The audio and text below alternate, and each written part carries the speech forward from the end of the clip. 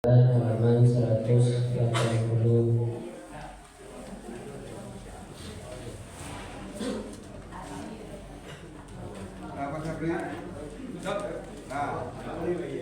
Taqabbalallahu minna wa minkum taqabbal ya karim.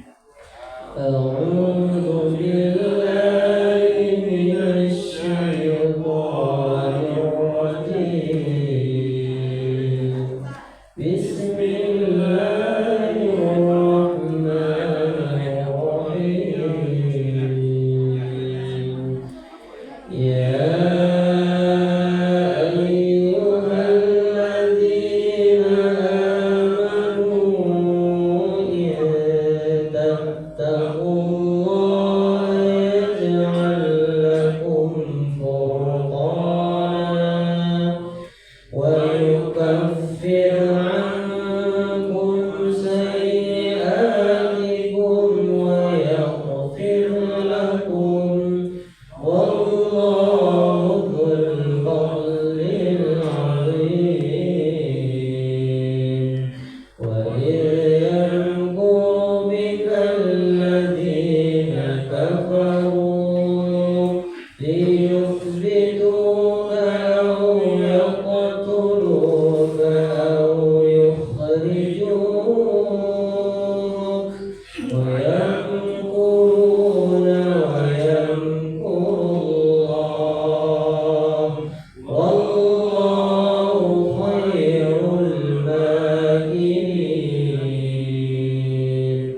Wa idza tutla 'alaihim ayatuna qalu qad sami'na law nasha'u laqulna mithla hadha in hadha illa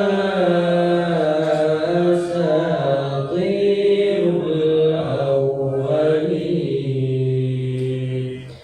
Wa idh qalu Allahumma in kana hadha huwal haqqu min 'indika fa'amtir 'alaina hijarah minas samaa'i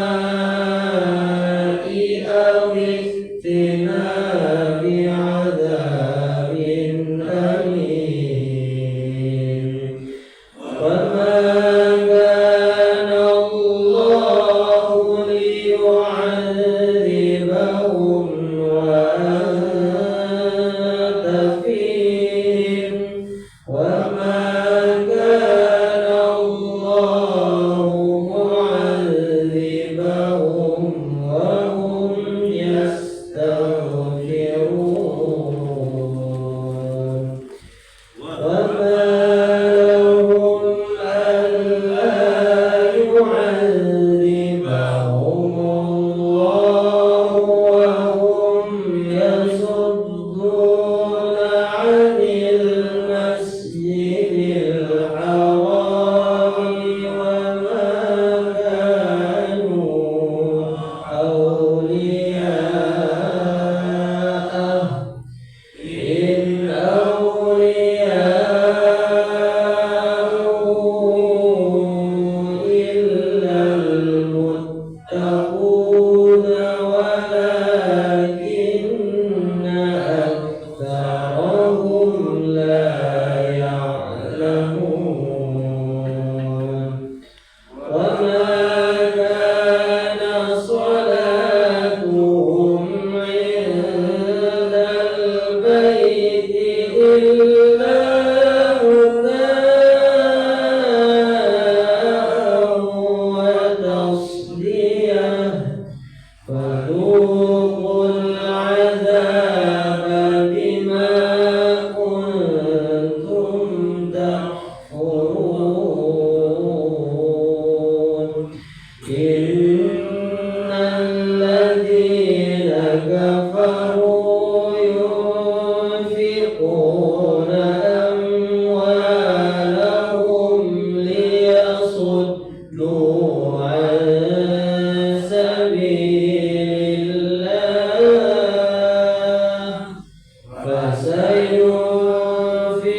فسينفقونها ثم تكون عليهم حسرة ثم يغلبون والذين كفروا إلى جهنم يحشرون ليميز الله الخبيث من الطيب ويجعل الخبيث بعضه على بعض فيركمه جميعا فيجعله في جهنم أولئك هم الخاسرون صدق الله العظيم وصدق رسول النبي الكريم ونحن على ذلك من الشاهدين والشاكرين والحمد لله رب العالمين.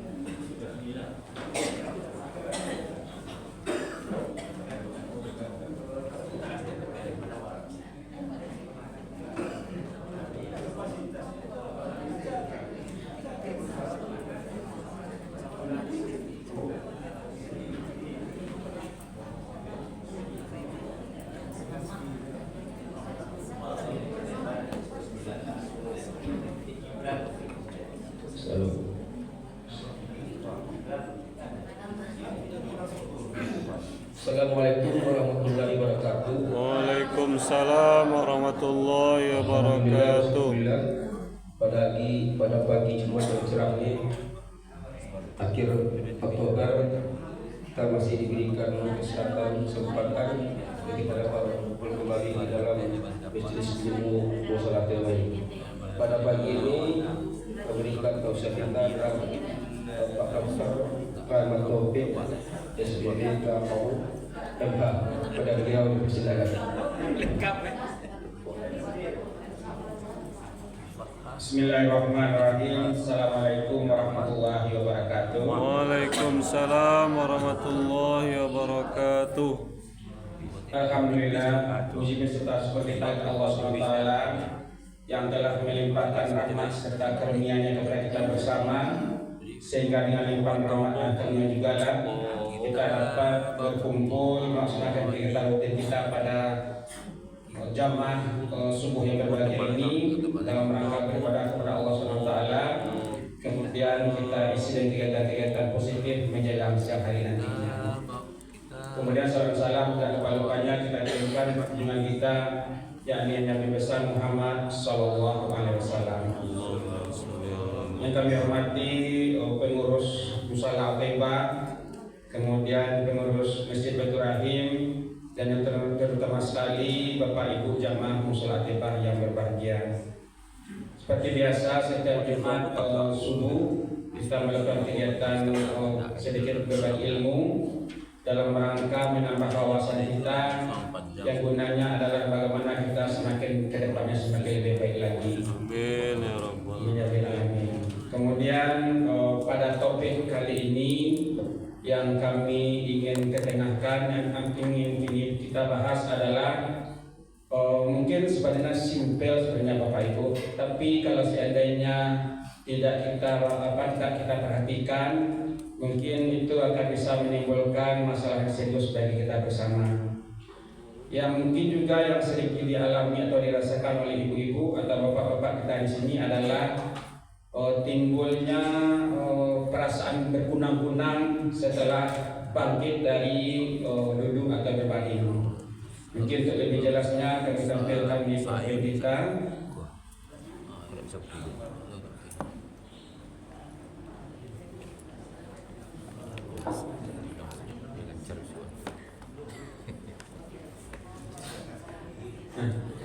Jadi yang kita bahas pada pagi ini adalah judulnya peran salat dalam mengurangi gejala berkunang-kunang setelah bangun dari duduk atau berbaring.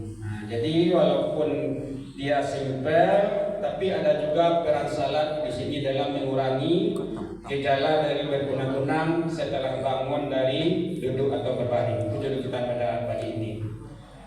Sebelum kita tampil kepada yang kami pembahasan tersebut, kami mengambil beberapa berita ya. Beberapa berita ini sebagian kecil saja dari berita, dan ini baru kejadian ini. Yang pertama adalah ini yang di atas tadi, bangun tidur langsung buang air kecil, seorang pria di Bandung jatuh ke sungai akhirnya berujung pada patah kaki. Nah, itu berita pertama. Kemudian ini juga baru kejadian ini tahun 2025. Kemudian berikutnya adalah setelah bangun tidur, tiba-tiba warga Jember jatuh ke sumur sedalam 15 meter dan akhirnya korban meninggal dunia. Kemudian yang ketiga, juga baru kejadian September 2025, seorang pria ditemukan meninggal di kamar mandi di kos di Taman Tirto. Nah, kalau seandainya Bapak Ibu men-share lebih banyak lagi di Google, makin banyak berita-berita seperti yang kita tampilkan pada layar di depan ini. Apa penyebab yang paling sering itu? Yang paling sering itu adalah ketika kita bangun dari tidur, kemudian kita langsung berdiri, kemudian pada saat itu akan timbullah rasa berkunang-kunang, rasa pusing, rasa berputar, rasa keseimbangan yang tidak bisa kita jaga, sehingga kita jatuh dengan kondisi seperti itu. Nah, apalagi akan lebih fatal lagi akibatnya kalau seandainya kita berada di ruang itu dalam keadaan sendiri, dalam ruangan tertutup tanpa ada orang yang melihat yang akan bisa membantu pertolongan pertama pada diri kita. Dan hal yang paling sering itu terjadi adalah karena adanya perubahan keseimbangan di tubuh kita sehingga kita jatuh dengan kondisi seperti itu. Nah, ini yang akan kita bahas pada pertemuan kita pada pagi ini adalah apa itu berkunang-kunang setelah kita duduk, kemudian apa penyebabnya, apakah itu berbahaya, dan siapa saja yang bisa mengalami atau pernah mengalami.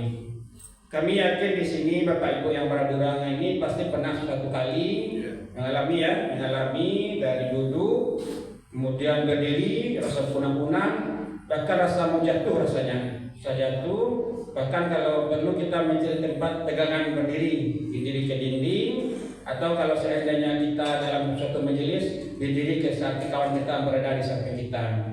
Sebab kalau itu tidak kita lakukan mungkin bisa kita jatuh, dan kalau seandainya kita berdiri atau berada di ruang tertutup bisa saja kita jatuh, dan bisa juga menyebabkan kepala kita terhempas ke dinding atau lantai yang cukup keras.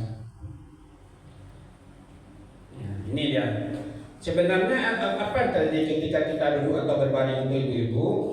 Ketika kita berbaring atau duduk itu dengan pengaruh gravitasi bumi. Gravitasi bumi ini adalah gaya tarikan bumi yang menyebabkan benda jatuh ke bumi. Begitu juga lah dengan kondisi darah di tubuh kita. Jadi kalau seandainya kita itu berbaring, kalau seandainya kita duduk dalam jangka waktu yang lama, maka aliran darah di tubuh kita itu lebih banyak mengisi daerah bagian bawah kita, lebih banyak mengisi ekstremitas di tubuh kita bagian bawah, terutama itu daerah kaki. Itulah yang menyebabkan kondisi tubuh kita pada waktu kita berdiri atau berbaring. Nah, kemudian ketika kita bangkit dari tubuh kita, maka aliran darah yang yang berada di kaki itu, yang berada di bawah dari tubuh kita itu akan semakin dia ke bawah, akan berada di bawah dengan posisi tubuh yang berdiri. Artinya apa? Darah itu lebih banyak mengalir ke daerah kaki kita dibanding ke daerah otak kita. Nah, pada saat itu aliran darah ke otak kita akan sedikit berkurang, sehingga akan menimbulkan sensasi berkunang-kunang tadi. Akan timbul sensasi kita tidak ada keseimbangan di situ. Akan timbul sensasi rasa berputar-putar di saat itu. Nah, kalau seandainya itu terjadi, kalau sebaiknya kita kembali ke posisi yang semula lagi. Artinya kalau seandainya kita pusing, kita berkunang-kunang dan itu tidak bisa kita atasi, artinya kita mau jatuh atau rebah di saat itu, maka sebaiknya kita kembali ke posisi yang sebelumnya. Artinya kembalilah duduk, kembalilah berbaring lagi untuk sesaat. Nah, kemudian ketika posisinya rasanya sudah stabil lagi, maka kita bangkitlah lagi secara perlahan-lahan.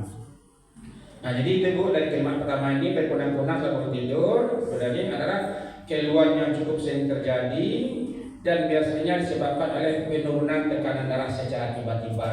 Nah, itulah perjalanan atau mekanisme yang telah kami sampaikan tadi. Dia sebenarnya sesaat Ibu, dia sesaat atau sebentar. Kemudian saat kita berdiri, posisi darah duduk akan kembali sehingga ada darah sedikit berkurang. Ini yang menyebabkan kenapa kondisi itu terjadi pada tubuh kita.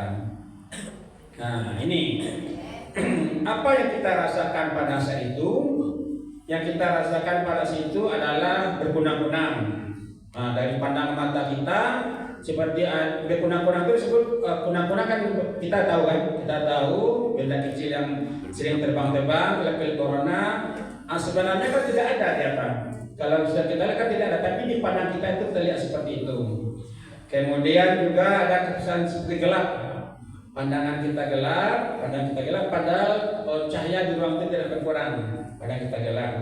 Kemudian ini lebih berat lagi, pusing berputar sesaat. Pusing ini sensasinya seperti kita naik kapal laut atau kita naik buayan yang berputar.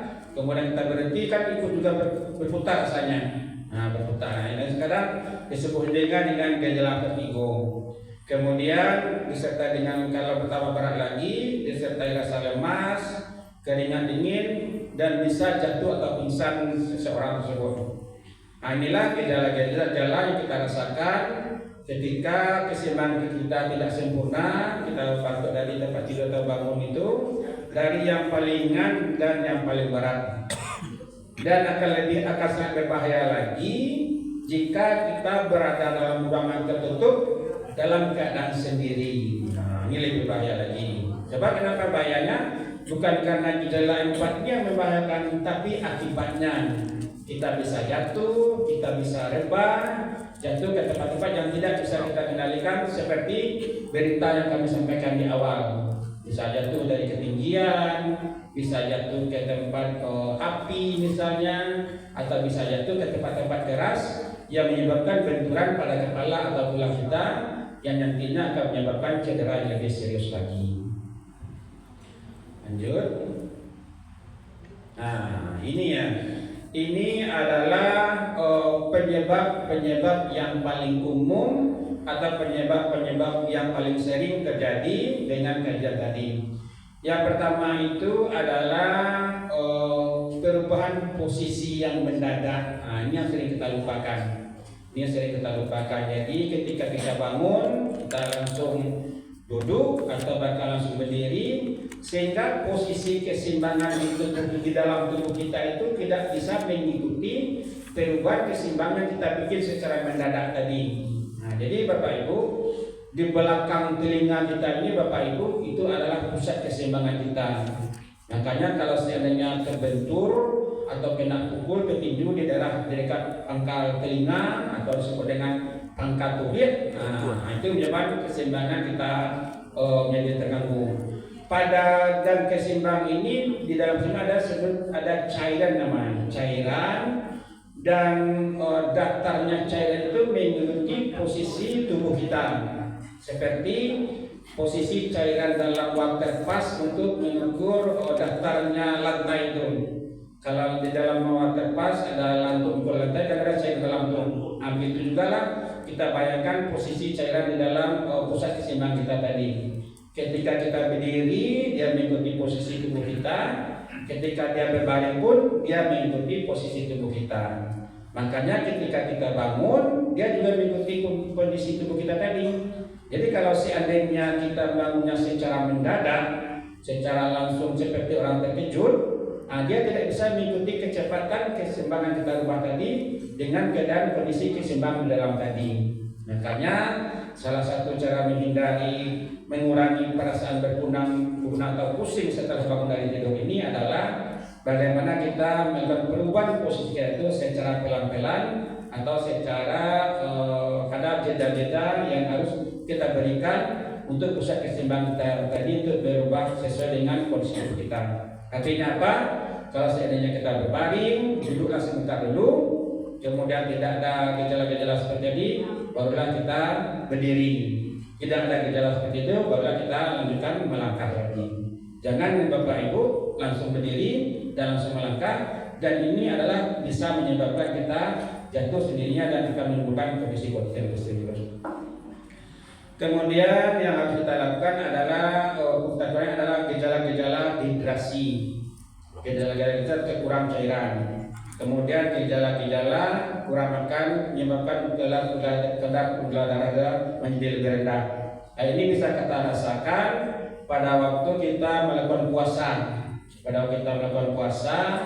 Apalagi puasanya sudah menjelang berbuka atau menjelang asar, menjelang maghrib. Nah, di situ mungkin kita juga ada gejala-gejala seperti yang kami sampaikan tadi. Karena apa? Karena berkurangnya cairan atau kadar gula darah di tubuh kita yang mengakibatkan penghantaran cairan dari darah dari tempat lain ke otak kita menjadi lebih berkurang. Kemudian juga ada obat-obatan tertentu yang menyebabkan gejala-gejala vertigo di tubuh kita. Jadi kalau Bapak Ibu berobat ke rumah sakit dengan penyakit-penyakit tertentu, setelah kita minum obat ini ada gejala-gejala pusing yang kita rasakan, berarti ada komponen-komponen zat tertentu dalam obat tersebut yang bisa membangkitkan kondisi vertigo di tubuh kita. Dan kalau ini lebih serius rasanya, kita bisa berkonsultasi ke dokternya lagi, sehingga obat-obat tersebut mungkin bisa di stop atau obat-obat tersebut diganti dengan zat-zat yang tidak mengandung arah-arah yang mengganggu keseimbangan kita tadi. Kemudian berikutnya gejala masalah anemia atau kurang darah. Jadi ibu-ibu, terutama ibu-ibunya, kalau seandainya tamu bulannya datang, kemudian dengan aktivitas yang berlebihan, kemudian juga ada penyakit-penyakit tertentu atau mungkin juga timbul gejala pusing. Nah, ini disebabkan karena adanya gejala kurang darah. Kemudian juga adanya masalah jantung. Masalah jantung ini hubungannya adalah kemampuan jantung tadi untuk memompahkan darah ke daerah otak kita. Jadi kalau seandainya jantung kita lemah, ada masalah situ sehingga dia lemah memompahkan darah ke jantung kita, ke daerah otak kita, maka timbullah gejala tadi. Ini adalah penyebab yang paling sering yang menyebabkan kondisi-kondisi rasa berkunang-kunang tadi ketika kita bangun dari tempat duduk atau dari berbaring.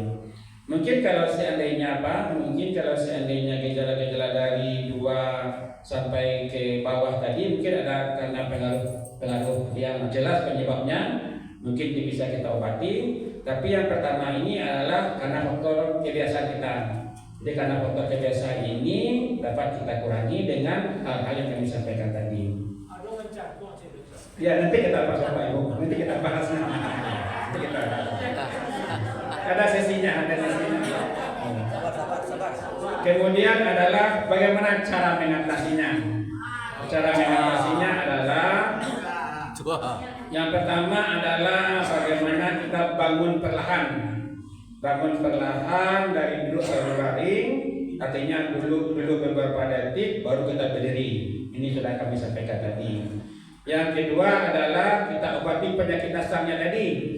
Penyakit dasarnya tadi kan ada tadi Bapak Ibu nih, ada penyakitnya anemia, kemudian ada masalah jantung, kemudian kalau seandainya ada gejala-gejala kurang darah, tekanan darah rendah, itu kita obati penyakit dasarnya.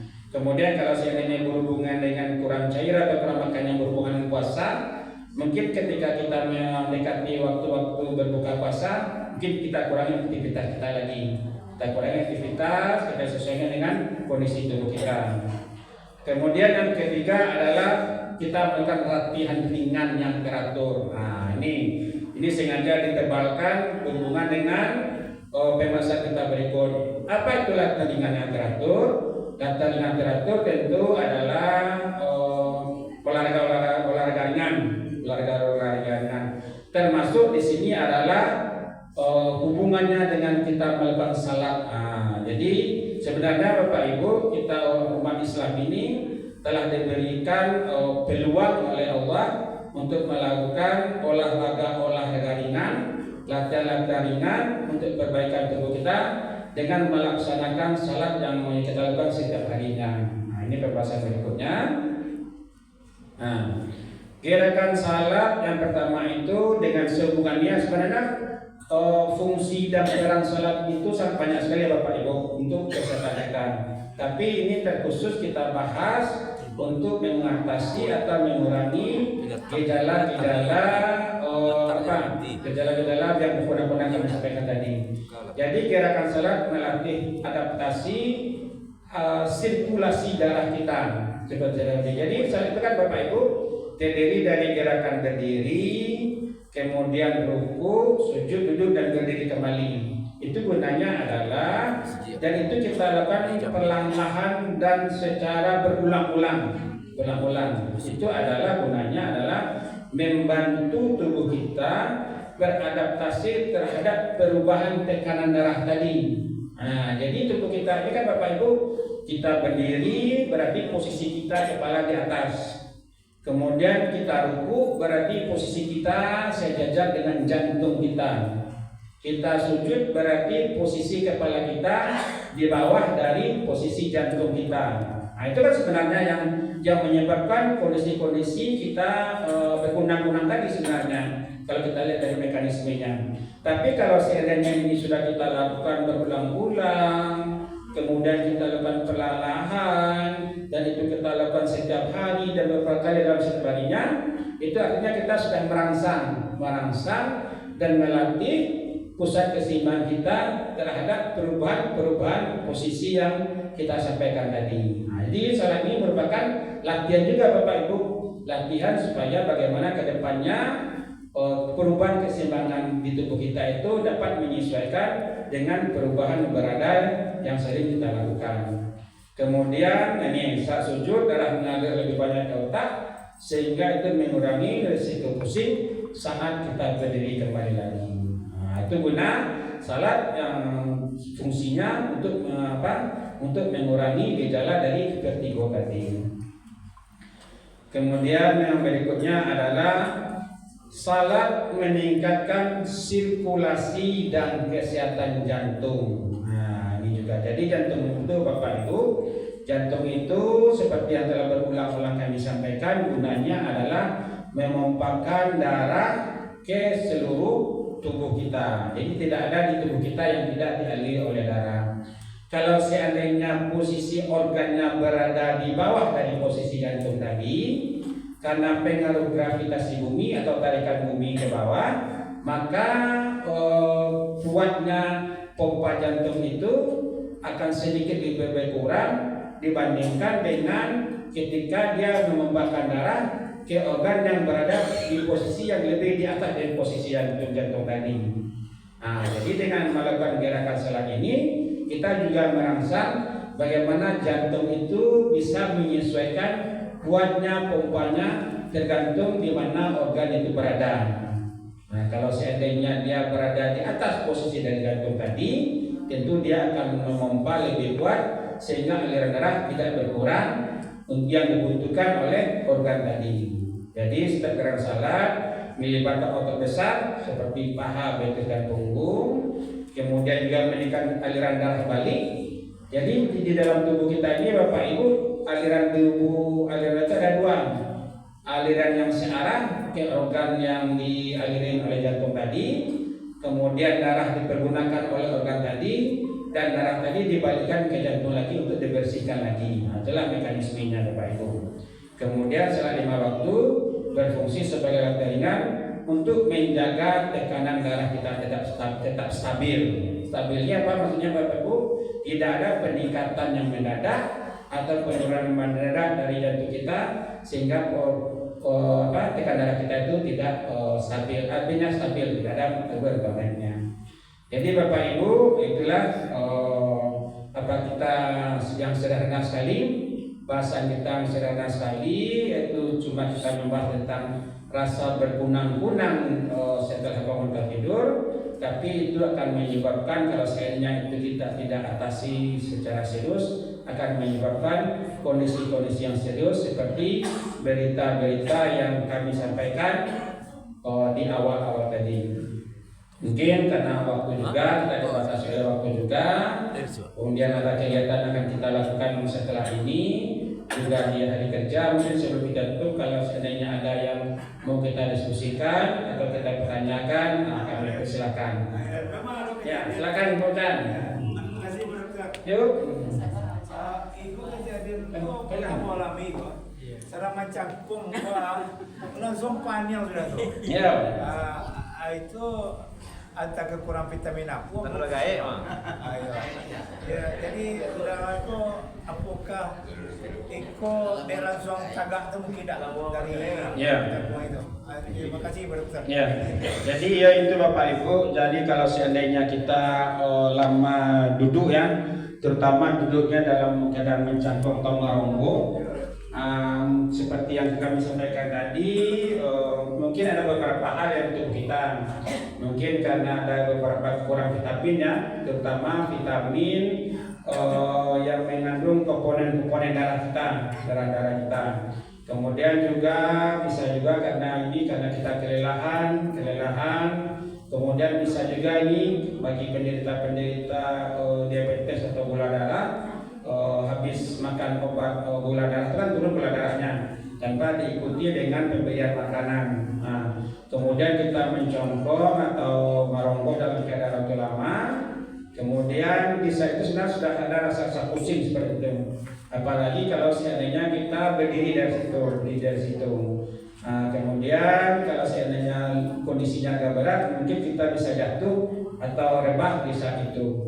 Jadi Bapak Ibu, bagaimana cara mengatasinya? Cara mengatasinya adalah itu kondisi-kondisi yang kami sampaikan tadi harus kita atasi. Misalnya kalau seandainya kita kurang darah, rajin-rajinlah mengkonsumsi vitamin untuk penambah darah. Kemudian kalau seandainya kita penyakit gula darah, kita harus menyesuaikan betul atau kita konsultasi ke dokter penyakit dalam atau ahli gizi yang mengatur bagaimana pola diet kita. Artinya dengan konsumsi obat gula darah dengan sebanyak ini, berapa makanan yang kita makan sesudah itu. Jadi gula darah kita tetap stabil. Jadi pokoknya pertama kita obati dulu penyebab dasarnya. Dan kalau seandainya itu telah kita lakukan dan masih timbul juga, tips dan triknya adalah bagaimana kita di kamar mandi kita itu, kalau seandainya kamar mandi pribadi, kita sediakanlah tempat berpegangan berpegangan. Makanya Bapak Ibu, kalau seandainya kita pergi ke fasilitas kamar mandi umum, kan ada tuh fasilitas untuk disabilitas, ada tempat berpegangan. Misalkan ada tempat berpegangan. Kemudian juga kalau seandainya lebih apalagi sediakanlah fasilitas yang bisa kita berkomunikasi dengan orang di sekitar kita dan sekitar kita. Mungkin kalau seandainya kita di rumah ada pasien kita, mungkin ada sekat kamar mandinya jangan terlalu disekat, sehingga kalau ada kejadian-kejadian yang harus kita menyatakan bahwa ada sesuatu serius kita di dalam, maka orang di luar dapat memberikan pertolongan segera. Kemudian mungkin juga kalau seandainya kita di luar ada alat komunikasi, sehingga kalau seandainya kita ada sesuatu di dalam, maka kita meminta pertolongan kepada orang di luar. Nah itu, jadi yang pertama itu adalah ada tempat berpegangan. Kemudian ketika kita bangkit dari situ, ketika kita akan berdiri, terasa pusing, mungkin kita kembali lagi ke posisi kita terlebih dahulu. Kemudian kita rasakan. Kalau gejala sudah mulai berkurang, maka kita bangkit lagi. Itu apanya kita beri agar jangan sampai sebenarnya kalau yang berkunang-kunangnya itu tidak begitu serius Bapak Ibu. Yang kita takut adalah efeknya. Efeknya nanti kita terjatuh, kepala kita terbentur, hal-hal yang keras. Itu yang kita takutkan efek sesudah itu. Atau bisa juga kita berada di ketinggian, menyebabkan kita jatuh ke dalam tempat yang jauh di bawahnya. Ya, silakan Pak. Pak? Ya. Langsung apa itu bangun kan? Iya. Jadi situasi seperti itu, gempa itu memang bahaya juga kalau kita mendadak-dadak seperti itu keluar. Iya, terus ya. Ya, apalagi daerah kita ini rawan rawan bencana, rawan gempa, sehingga nanti kondisi-kondisi seperti ini. Pak, dokter, apa yang dimaksud dengan kurang darah? Apakah darah putih yang kurang atau darah merah? Oh, iya. Apa hubungannya dengan trombosit, jumlah trombosit? Terima kasih dokter. Iya, ini tadi ya Pak ya. Jadi Bapak Ibu, darah kita ini walaupun warnanya kita lihat kasat mata merah warnanya, itu banyak sekali kalau kita lihat di laboratorium itu banyak sekali zat-zat yang ada di situ. Yang pertama itu Hb. Hb itu kalau bahasa orang awam disebut dengan kadar gula darah merah, katanya darah merah. Hb itu menyatakan berapa komponen jumlah darah di tubuh kita. Hb itu ada ukuran-ukuran tertentu. Nah, kalau seandainya kurang darah di situ, kalau besar sekali kurangnya, maka obatnya adalah dengan transfusi darah. Hb. Kemudian ada lagi komponennya disebut dengan darah putih. Darah putih ini disebut dengan leukosit. Leukosit ini menunjukkan ini adalah tentara di tubuh kita. Jadi kalau seandainya kita ada suatu benda asing, dalam hal ini infeksi di tubuh kita, sebenarnya sebelum kita minum obat pun tubuh kita itu sudah berusaha membunuh zat penyakit yang datang tadi. Ditandai dengan kalau seandainya kita infeksi di tubuh kita, dia kadar kalau kita hitung jumlahnya meningkat karena dia melakukan peningkatan untuk melawan sumber infeksi di tubuh kita. Itu yang disebut dengan darah putih. Kemudian ada juga disebut dengan trombosit namanya. Trombosit ini adalah faktor pemicu di darah di tubuh kita. Jadi Bapak Ibu, sebenarnya kalau seandainya kita luka, kenapa darah itu bisa berhenti? Karena adanya si trombosit tadi. Jadi si trombosit tadi akan berusaha membekukan darah kita, maka darah itu akan berhenti dengan sendirinya. Jadi ada juga penyakit-penyakit tertentu yang menyebabkan trombositnya rendah, sehingga kalau seandainya dia luka, maka darah akan susah berhenti di tubuhnya. Kalau seandainya ada orang menyatakan gejala kurang darah, itu biasanya berhubungan dengan jumlah kadar Hb tadi, di mana orangnya biasanya pusing, lemas, Kemudian salah satunya ini juga menunjukkan berkunang-kunang karena berkurangnya kadar HB tubuhnya. Tapi kalau ada orang menyebutkan tekanan darah rendah itu berhubungan dengan tensi lagi. Tensi itu berhubungan dengan kemampuan jantung kita memumpahkan darah. Itu istilah-istilah awam yang harus kita kuasai berhubungan dengan istilah medisnya. Terima kasih Pak. Mungkin ini kasus per kasus. Tadi kondisi yang kita dapatkan dan berangkat dari kondisi kita tidur atau sedang duduk mau berdiri, tapi ada kalanya kondisi yang datang tiba-tiba. Kita berjalan dengan kondisi biasa, tahu-tahu nanti berkunang-kunang dalam perjalanan atau berpusing dan segala macamnya. Atau yang lebih berbahaya lagi kita berkendaraan. Nah, atau yang dialami oleh teman jemaah kita yang kemarin Pak Yunasril kan pulang dari masjid, mungkin prosesnya seperti itu. Nah, kondisi yang seperti itu seperti apa kita menyikapi atau mengatasinya? Terima kasih Pak. Ya, ada juga kondisi seperti itu. Kalau yang di istilah medisnya itu sinkop namanya. Sinkop itu adalah kondisi-kondisi penurunan kesadaran secara mendadak yang bisa sesak terjadi. Jadi orang-orang tersebut rasa mau pingsan di saat itu, di situ. Yang akibatnya bisa yang seperti yang kita bahas pada pagi ini. Jadi itu banyak sekali faktornya, bisa jadi karena faktor penyakit dasar tertentu, atau bisa juga karena pengaruh hormon, atau bisa juga karena pengaruh emosional sesat yang berada di tubuh yang bersangkutan pada saat itu. Jadi kalau itu beda lagi mekanismenya. Kalau ini mekanisme lebih ke hubungan saraf dan stres kalau yang ini. Dan ini sering juga dialami dalam keadaan berdiri, dalam keadaan berjalan atau bahkan berkendaraan. Kita rasa kehilangan kesadaran sesaat. Itu juga menimbulkan efek-efek yang serius kalau seandainya itu berlangsung lebih lama lagi dan tidak ada penolong yang ada di sekitar kita. Jadi kalau seandainya ini kita rasakan, mungkin untuk pertolongan pertamanya mungkin hampir sama dengan ini. Kita kalau kita berdiri, kita langsung istirahat. Kalau seandainya ada orang di sekitar kita segera minta pertolongan kepada orang di sekitar itu. Akibatnya ditentukan. Jadi Bapak Ibu, ini yang kita sampaikan pada pagi ini. Semoga apa yang kita sampaikan pada pagi ini memberi tambah wawasan hasanah ilmu bagi kita, yang tujuannya adalah bagaimana kita mengatasi kondisi-kondisi serius baik untuk diri kita sendiri maupun bagi lingkungan kita, sehingga kedepannya hal-hal yang seperti yang diberitakan di awal tadi setidak-tidaknya tidak terjadi di lingkungan keluarga kita dan tidak terjadi di lingkungan RT RW kita. Mungkin ini yang dapat kami sampaikan karena dibatasi oleh waktu juga. Kami menyampaikan permohonan maaf kalau seandainya adalah yang kami sampaikan tadi tidak berada di depannya. Kami tutup dengan mengucapkan wabillahi taufiq wal hidayah.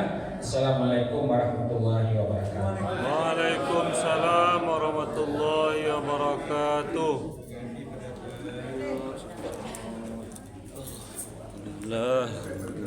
Amin.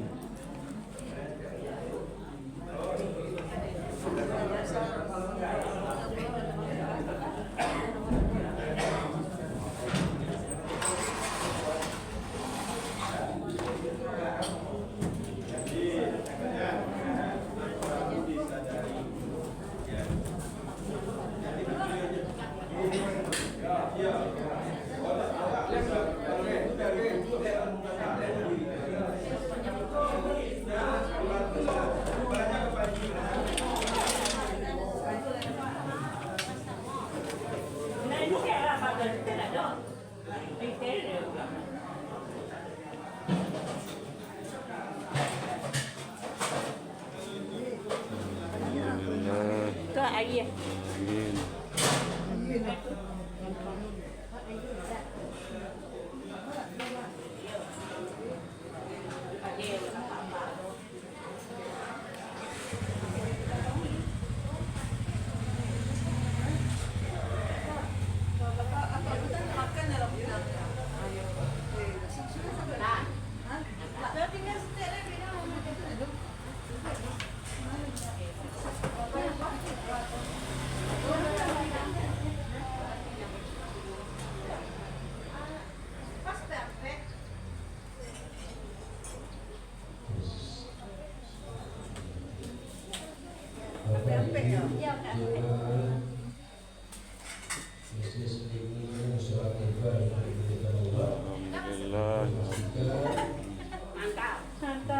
Untuk Al-Maidah kita terima 105.000.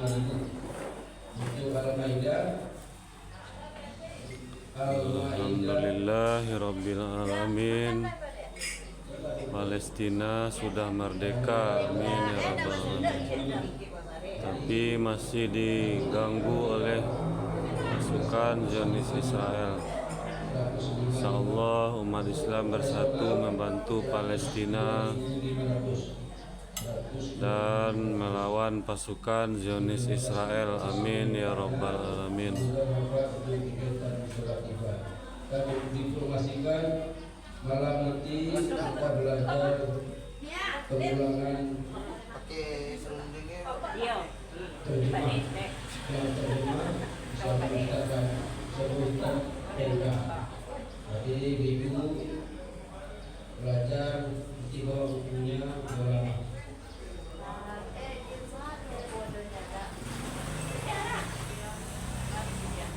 Dan satunya satu malam kita belajar tasik bersama Ustaz Radar. Jadi Jumat malam kita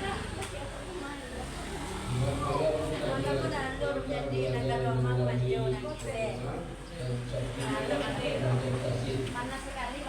minggu pagi kita belajar terjemahan bersama Ustaz.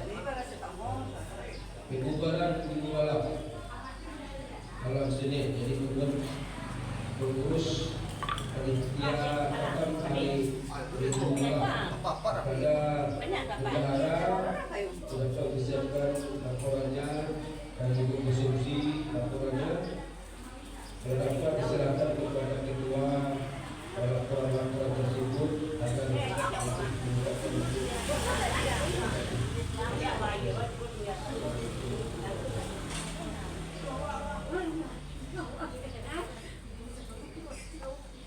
Alah, tu kau lontong apa? Tiga lah ibu. Berapa ibu lah?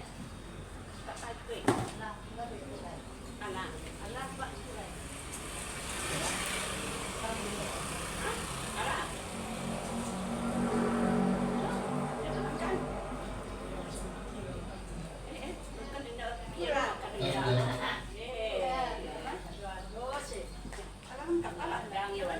Mak lah. Apa-apa tak? Alah, cik. Tak. Nak yakin kau tak tahu apa kau.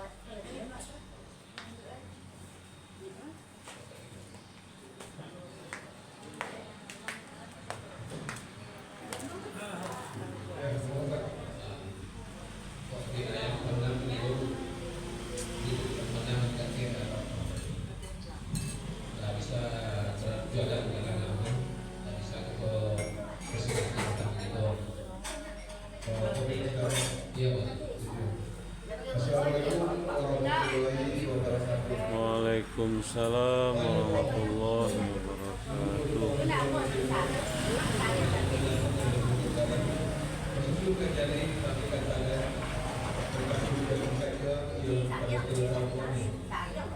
Dia harus dari Tanko, dari Toledo, dengan bayar. Allah Ta'ala dan masyarakat. Yang kami sedang memakan lagi mengokok, diuji makan atau sedangkan, tapi kita tidak tanah, lingkungan rakyat. Alhamdulillahirabbil alamin. Assalamualaikum warahmatullahi wabarakatuh. Insyaallah kita semua selamat dunia akhirat, amin ya rabbal alamin. Assalamualaikum warahmatullahi wabarakatuh.